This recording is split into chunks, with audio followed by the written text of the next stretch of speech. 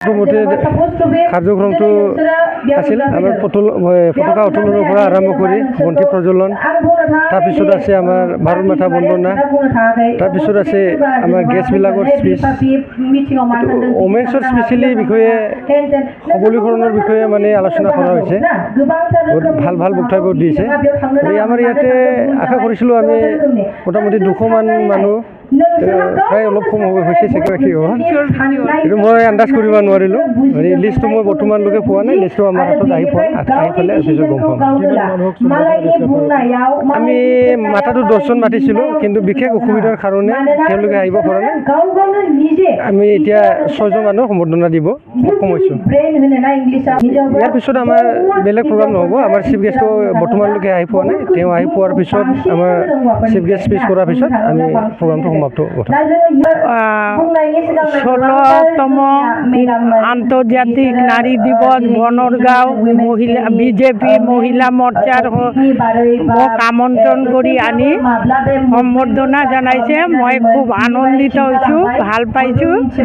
আৰু মই এজন খেলুৱৈ মাষ্টাৰ মানে প্ৰবীণ খেলুৱৈ। মই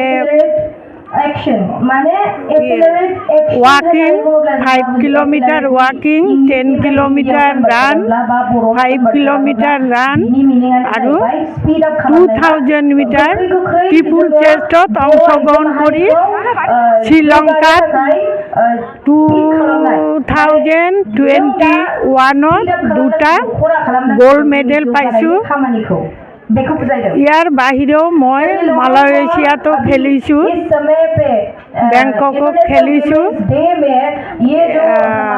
ইহঁতে মোক আমন্ত্ৰণ কৰি সম্বৰ্ধনা জনোৱাৰ কাৰণে মই বিৰাট ভাল পাইছোঁ। বিজেপি চৰকাৰে মহিলা মৰ্চা ফুলুমগুৰি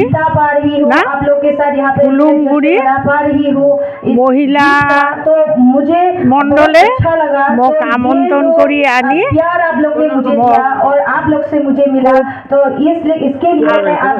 খুব ভাল লাগিছে।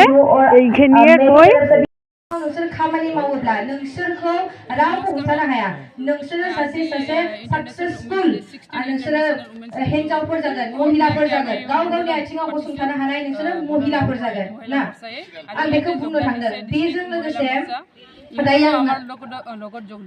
आप लोग बताइए, मुझे हिंदी में बोलने की जरूरत है, हिंदी में बोलने की जरूरत है। बल्कि अगर हिंदी में मैं बोलूंगी, इसी बात को फिर से दोहराऊंगी तो स्पीच बहुत लंबा हो जाएगा। तो अगर आप लोग को सबको बोरो समझ में आता है तो मैं बोरो में ही ये भाषण देके समाप्त करना चाहती हूँ।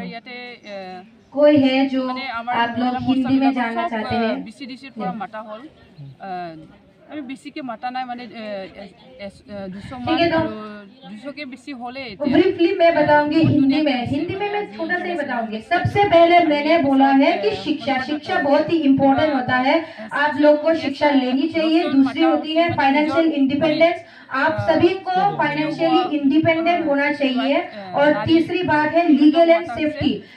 ये इस बात को आप लोग जब शिक्षा लेंगे, आप लोग दूसरे से जानेंगे, आप लोग दूसरे से बात करेंगे, एक महिला दूसरी महिला को मदद करेंगे, तो आप सभी को पता चल जाएगा कि औरतों के लिए, महिलाओं के लिए गवर्नमेंट ने कितनी सारी स्कीम्स, कितने सारी सेफ्टी, कितने सारे जो योजनाएं